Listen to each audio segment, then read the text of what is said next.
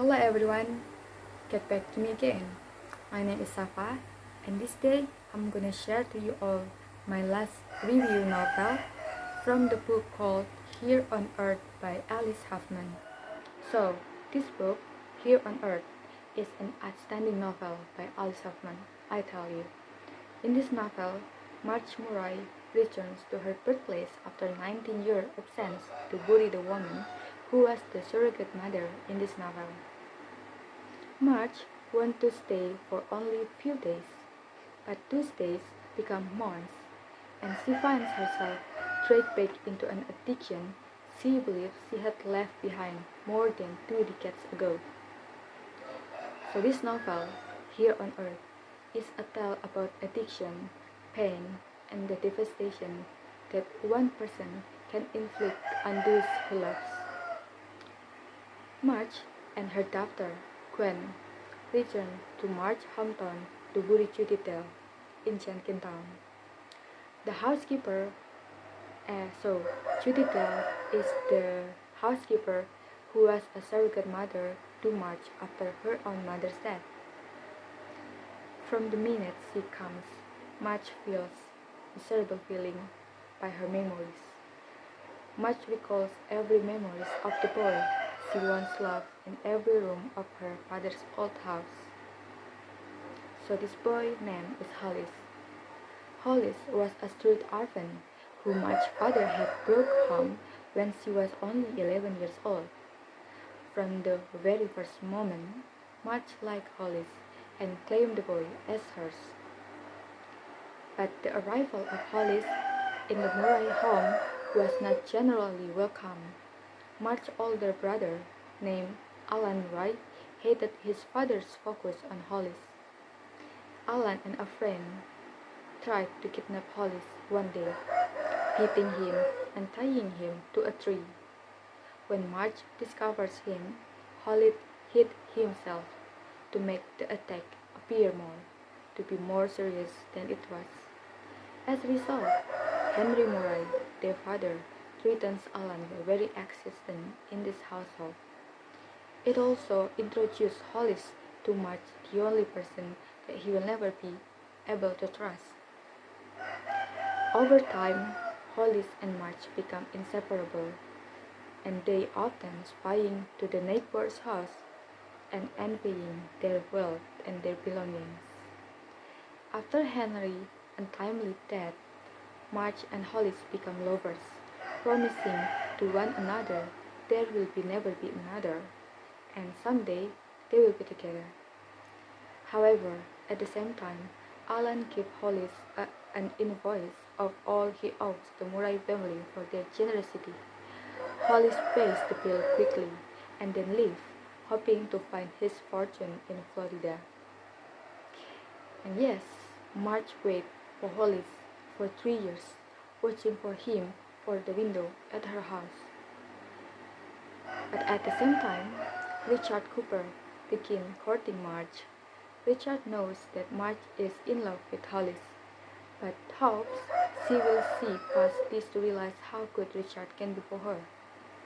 And eventually, Marge gives in and moves to California, where she and Richard marry. And while pregnant with her only child, Gwen, Marge learns that Hollis has returned to Jenkintown, her old town, and Marge begins calling him, whispering her love for him over the phone lines.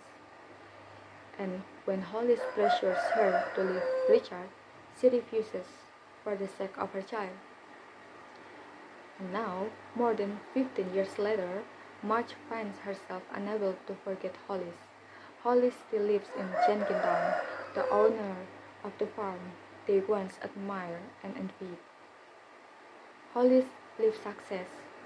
He has bought up most of Jenkintown, throwing around his great wealth to garner the respect he felt he never had as a child. However, Hollis still feels empty, as though he still does not own enough. Gwen, Marge's daughter, begins stealing rides on Hollis' horse, and the horse name is Tarot. Hollis knows about it and allow this continue in hope that it will draw March to him.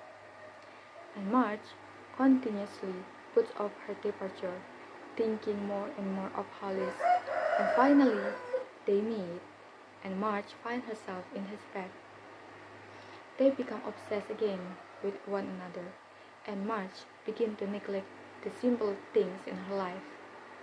Susie, March's childhood friend, is concerned about March's behavior and begins investigating Holly's past.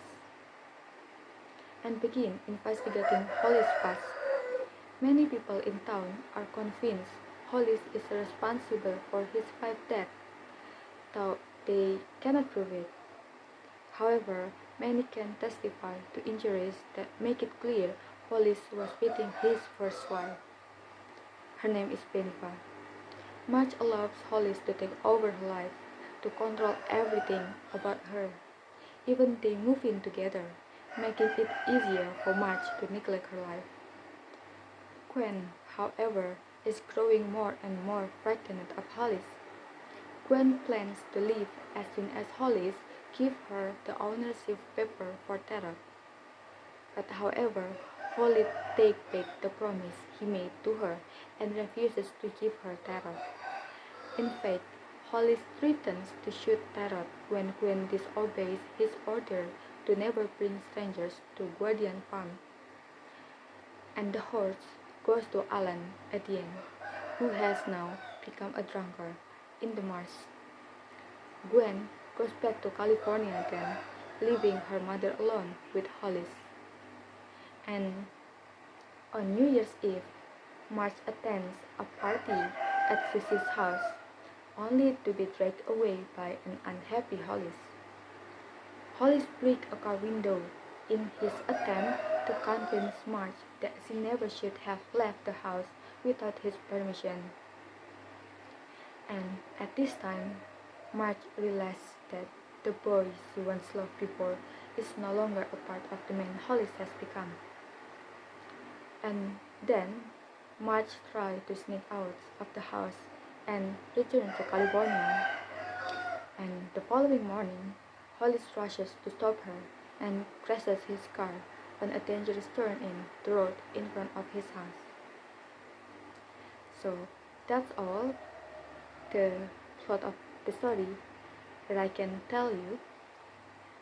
This story is a very have a rich plot and rich of emotion, and if you curious about the full story, you guys have to read it.